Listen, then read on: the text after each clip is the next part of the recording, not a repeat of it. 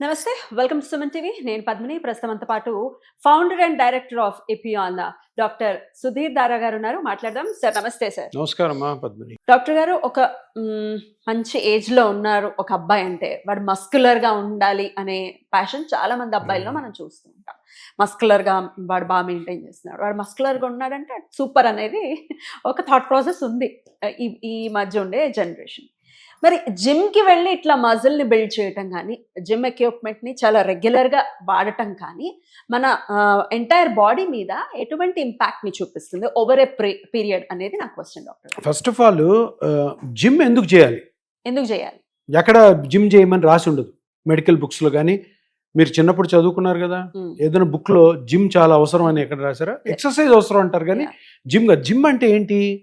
Gym అన్నది muscles build చేయడానికి, body shape రావడం కోసం ఒక అన్సైంటిఫిక్ వే ఆఫ్ మాడ్యూల్. అది unscientific way of telling people that నువ్వు రా, నీ కండలు పెంచుతాము, నువ్వు వి షేప్ వస్తుంది, బైసెప్స్ పెరుగుతాయి అని చెప్పి. దానికి హెల్త్కి సంబంధమే లేదు. జిమ్ ఎందుకు చేస్తున్నావు అని ఎవరినన్నా అంటే ఏమంటారు? ఫిట్నెస్ అంటారు. ఫిట్నెస్ మీనింగ్ ఏంది? మస్క్యులర్ గా ఉండటమా? ఏమి లేదు. ఫిట్నెస్, ఫిట్ గా ఉండడం అంటే మీనింగ్, డెఫినేషన్ ఉండాలా? హెల్త్ కి డెఫినేషన్ ఉంది. ఏంటి హెల్త్ డెఫినేషన్? నేను హెల్దీ అంటే నాకు జబ్బులు లేవు. నేను హెల్దీ అని కండలు ఉంటే నేను హెల్దీ కాదు. కండలు ఉండి నాకు కిడ్నీ ప్రాబ్లం ఉండి, కండలు ఫుల్గా ఉండి నాకు హార్ట్ ప్రాబ్లం ఉండి, కండలు ఉండి నాకు లివర్ సిర్రోటిక్ ఉండి, ఇప్పుడు నువ్వు చూడ్డానికి హృతిక్ రోషన్ లా ఉంటావు కానీ నీకు అన్ని జబ్బులు ఉంటే నేను హెల్దీ అంటారా? సో ఫిట్నెస్ కి మీనింగే లేదు, జిమ్ కి మీనింగ్ లేదు. సరే, మరి జిమ్ ఎందుకు నడుస్తుంది? అందరు కూడాను ఫిట్ గా అంటే మజిల్స్, మస్క్యులర్, అబ్డోమెన్ లేకుండా, థైస్ అట్రాక్టివ్ కనపడాలన్న కోరిక అందరిలో ఉంటుంది. ఆ కోరికని బిజినెస్ చేసి జిమ్ చేశారు. కానీ కొంతమందికి జిమ్ అవసరం. ఎవరికి? సెలబ్రిటీస్కి. వాళ్ళు బాగా కనపడితేనే వాడికి డబ్బులు వస్తాయి. పాపం అట్లా కనపడి రాత్రికి అన్నం తింటాడు. ఎంత పెద్ద సెలబ్రిటీ అని తీసుకోండి, సినిమాకి 50 కోట్లు తీసుకున్నాడు కూడాను వాడు మెయింటైన్ చేసుకోవాలి, లేదంటే వాడికి రూపాయి కూడా రాదు, రోడ్డు మీదకి వచ్చేస్తాడు. మనమే బెటర్ ఇంకా ఉద్యోగస్తులు వాళ్ళకంటే. అది జరిగిన రోజు బాగా జరుగుతుంది, కండలు పెట్టుకున్న రోజులు బాగుంటాడు. కండా పోయింది, సినిమా మూవీలు లేవంటే డైరెక్ట్గా వచ్చేసేసి మారుతి 800లో తిరగాల్సిందే. సో అటువంటి వాళ్ళు మెయింటైన్ చేయాలి ఒకటి. ఇంకోటి స్పోర్ట్స్ పర్సన్కి 15-20 ఇయర్స్ కరియర్ ఉంటుంది. దాంట్లో ఫిట్ అంటే పరిగెత్తాలా, ఉరకాలా, 4 అవర్స్ మ్యాచ్ ఆడాలా, క్రికెట్ అయితే 10 అవర్స్ మ్యాచ్ ఆడాలా. దానికోసం కండిషనింగ్ చేసుకోవడం కోసము జిమ్ వాడచ్చు. సినిమా హీరోలకి, జిమ్ ట్రైనర్స్కి, ఎందుకంటే వాడి కండలు ఉంటేనే మనం ఆ జిమ్కి పోతాం. సన్నగా ఉన్నాడు అనుకో నాలాగా, ఈ జిమ్ అని ఎవడు రాడు అసలు. వెయిట్ లిఫ్టింగ్ చేసే వాళ్ళకి కూడా వెయిట్ లిఫ్టింగ్ మళ్ళీ అది స్పోర్ట్. అది వెయిట్ లిఫ్టింగ్ కి జిమ్ కి సంబంధం లేదు. వెయిట్ లిఫ్టర్స్ అందరూ వేరే విధంగా ట్రైన్ అవుతారు. ఈ పొరపాటు జరగండి. వెయిట్ లిఫ్టర్స్ అది ఒలింపిక్స్ లో, నేషనల్ గేమ్స్ లో, ఏషియన్ గేమ్స్ లో ఉండే స్పోర్ట్. అది cycling sport, running sport, walking sport. So దానికి జిమ్ కి ఇవన్నీ మిస్టర్ ఇండియా అన్నది కంప్లీట్లీ అది చిన్న కాంపిటీషన్. దానివల్ల ఎవరు కెరీర్ రాదు, ఎవడైతే కండలు పెంచుకున్నాడు. కానీ ఇప్పుడు పాయింట్ ఏంటంటే జిమ్ చేయొచ్చా లేదా, ఎవరు చేయాలి? ఇంకొక కండిషన్ ఉంది. జిమ్ అమ్మాయిలు పాపం పెళ్లిళ్ళు కావు, ఇంతలా ఉంటారు, వాళ్ళకి కొంత యూజ్ అవ్వచ్చు. అబ్బాయిల్లో కూడాను సరైన సంబంధాలు రావట్లేదు, బాగా లావు ఉన్నాడు, ఫ్యాట్ ఉంది, సన్నగా ఉన్నాడు అన్నాడు, జిమ్ చేసుకో పెళ్లి వరకే. పెళ్లి తర్వాత నువ్వు మళ్ళీ కండలు పెంచాలి, అమ్మాయిలను అట్రాక్ట్ చేయాలంటే పోలీసులు తీసి లోపలేస్తారు. సో అది లేదు అక్కడ. కొంతమంది ఇప్పుడు చాలా మంది పెళ్లి అయిపోయిన తర్వాత కండలు పెంచుకోవాలనుకుంటున్నారు. నాకు అర్థం కాలేదు ఎందుకు పెంచుతారు. ఫిట్నెస్ అంటే వైఫ్ ని అట్రాక్ట్ చేయాలని అంత అవివేకంగా జిమ్కి పోయేవాళ్ళు ఎవరు లేరు నాకు తెలుసు. సో అంత ఫూలిష్ ఎవరు లేరు ఇండియాలో.